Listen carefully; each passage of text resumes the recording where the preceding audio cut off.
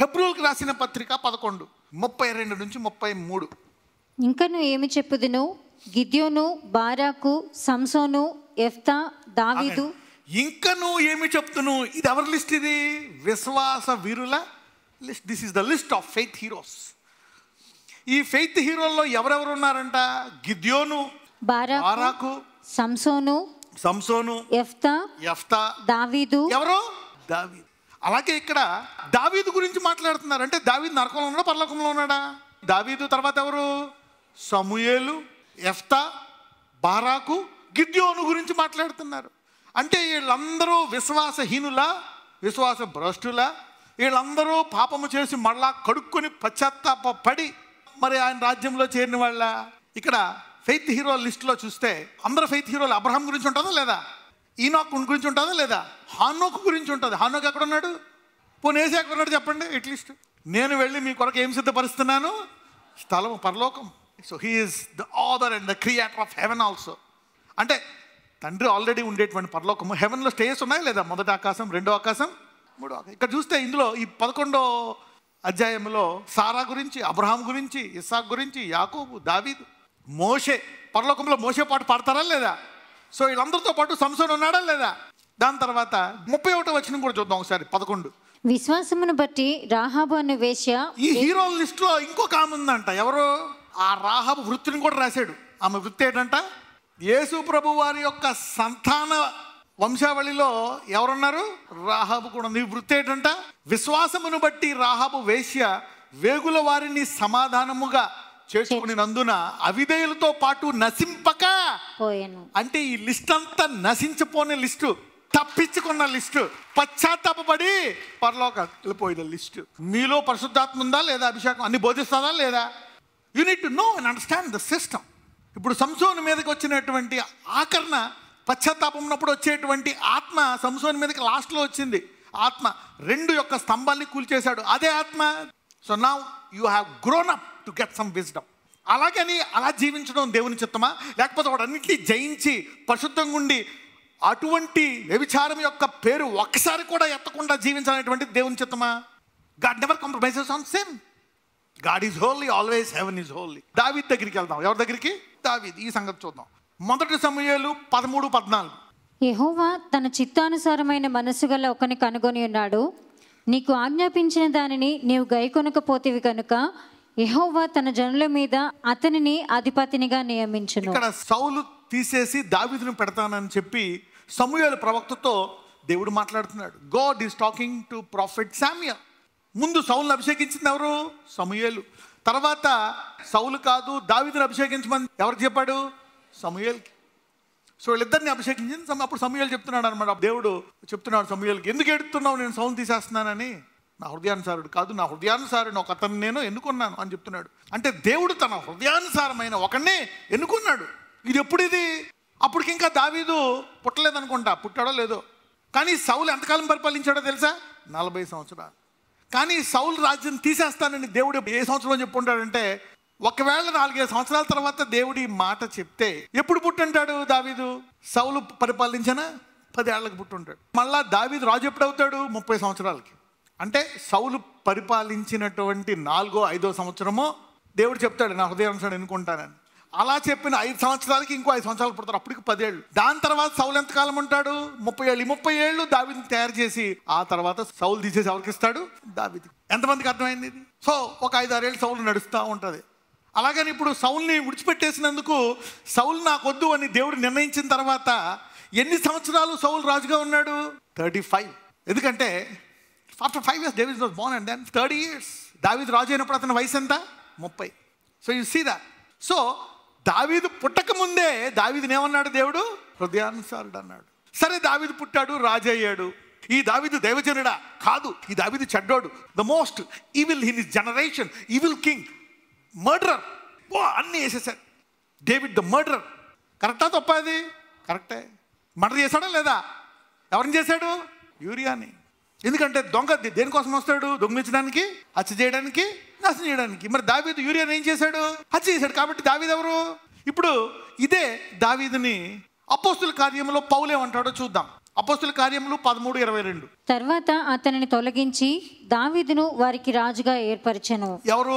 పౌలు చెప్తున్నాడు, వాళ్ళ చరిత్ర హిస్టరీ చెప్తున్నాడు. పల్నా రాజు తర్వాత పల్నా రాజు, పల్నా రాజు, ఓకే, పల్నా ముఖ్యమంత్రి తర్వాత పల్నా ముఖ్యమంత్రి అని చెప్తున్నాడు అనమాట. తర్వాత సౌలు తర్వాత దావీదును వారికి రాజుగా ఏర్పరిచాడు దేవుడు.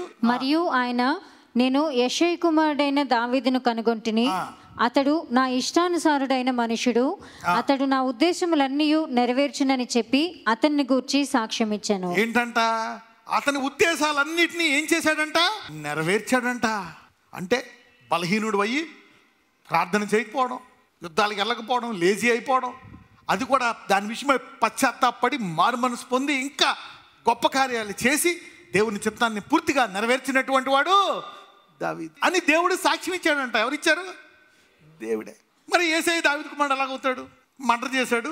ఎందుకంటే ఈ దేవు జనుడి మీద కూడా ఆనందేశారు. They put that, they did those things. అయితే ఇక్కడ దేవుని ఉద్దేశాలన్నీ నెరవేర్చాడా లేదా?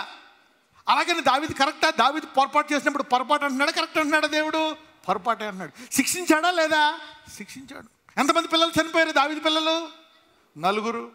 రాజ్యం పోయిందా లేదా? పరువు పోయిందా లేదా? నరక యాతన పడ్డాడా లేదా? శరీరం అంతా వ్యాధొచ్చి ఎక్కెక్కి ఏడ్చాడా లేదా? మరణ భయంతో జీవించాడా లేదా? దేవుడు శిక్షించాడా లేదా? భయంకరంగా శిక్షించాడు, ఘోరంగా శిక్షించాడు. వదిలేశాడా దేవుడు? ఎంకరేజ్ చేశాడా పాపాన్ని? నో. అతను శుద్ధీకరించి పరిశుద్ధపరిచి అంతకు ముందు కంటే హిమముగా చేసి దేవుడు తన చిత్తాన్ని తొదగతం ద్వారా ఏం చేశాడు? నెరవేర్చుకున్నాడు. దేవుని తీర్పు వేరు, మానవుడి తీర్పు వేరు. దేవుని కార్యాలు వేరు, మానవుడి కార్యాలు. విమర్శించడానికి నువ్వెవడు? ఆ శిష్యుల పవర్ కరెక్టా తప్ప? You getting it now? Even though he was preaching hypocritically, maybe the holy spirit was using it to purify some people. అతను వేషధారణతో పరిశుద్ధత గురించి బోధిస్తున్న, ఓ పక్కన పాపం చేస్తూ పరిశుద్ధత బోధించుకున్న, ఆ పరిశుద్ధత గురించి బోధిస్తున్న వారు పరిశుద్ధాత్ముడు అనేక మంది సంఘస్థులను వ్యభిచారం తప్పిస్తున్నాడేమో. అందుకే పౌలు అంటాడు, నేను మిమ్ములను హెచ్చరించి నేను ఒకవేళ భ్రష్టుడైపోతానేమో ఏం చేస్తున్నానంట? శరీరాన్ని నలగొట్టుకుంటున్నాడంట. Paul was beating his body. ఎలా నలగొట్టుకుంటున్నాడు? ఉపవాసం ఉండి ప్రార్థన చేసి తీవ్రమైన పరిచర్య చేస్తూ శరీరాన్ని నలగొట్టుకుంటున్నాడు. He is like fighting his body. Proof ఉన్నట్లనే దేవుడు హృదయానుసారుడు అంటున్నాడు.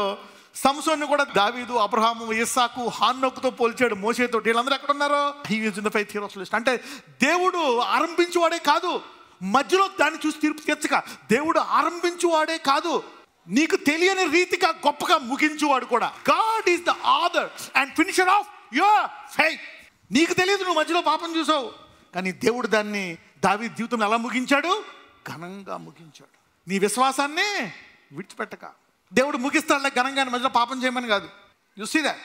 అయితే దేవుడు ఏం చెప్తాడు? What is God telling? 2 కొరింథీయులు 6:3 నుంచి చదవండి. 2 Corinthians 6:3-10. మా పరిచర్య నిందింపబడకుండు నిమిత్తము ఏ విషయంలోనైనాను అభ్యంతరమేమీయు కలుగదు. అందరూ మా కుటుంబ జీవితం అనండి, నా పర్సనల్ సాక్ష్యం అనండి. నీ కుటుంబ సాక్ష్యం, నీ పర్సనల్ సాక్ష్యం, నీ సంఘ సాక్ష్యం. నువ్వు నిందింపబడకుండా నిమిత్తము ఏ విషయంలో అభ్యంతరము కలుగు చేయకుండా. చదవమ్మా. శ్రమలయందును, సంపడు పోనే, అది పోతే పోనే, ఇబ్బంది పడు, ఇరుకులయందును, దెబ్బలయందును, చెరసాలలోను, అల్లరులలోను, ప్రయాసములలోను, జాగరములలోను, ఉపవాసములను మిగుల ఓర్పు గలవారమై. ఎందుకు ఇన్ని బాధలు పడుతున్నాను అంటున్నాడు పౌలు? నా మీద కానీ నా పరిచర్య మీద కానీ ఇంత చెడ్డపేరు రాకుండా కోసం ఎన్ని కష్టాలు పడుతున్నాను అంటున్నాడు. So getting a good name is not easy. You have to pay very high price on it. పౌలు ఏం చేసేవాడు?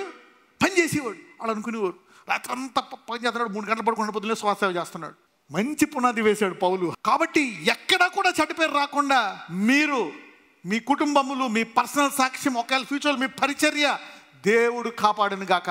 యేసు ప్రభువు జీవితంలో ఒక పాపమైనా ఉందా? No. Holy lamb, that is, ఇది దేవుని యొక్క చిత్తము. ఎంతమందికి అర్థమైంది? ఇది దేవుని యొక్క చిత్తం. This is the will of God. ఇది మారదు. ఎంతమంది పడిపోనివ్వండి, ఎంతమంది ఏం చేయనివ్వండి. Okay, now this is the will of God. Let's go to one more person, John. What about this wonderful person? యోహాన్ని ఒక మాట అంటాడు దేవుడు. God uses a word for John.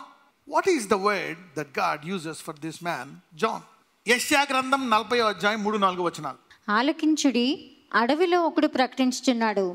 ఎట్లనగా అరణ్యములో యెహోవాకు మార్గము సిద్ధపరచుడి, ఎడారిలో మా దేవుని రాజమార్గము సరళము చేయుడి. యేసు ప్రభు వారి యొక్క జన్మదినం గురించి అధికముగా చెప్పిన ప్రవక్త ఎవరు అని మనం తెలుసుకున్నాం, యెషయా.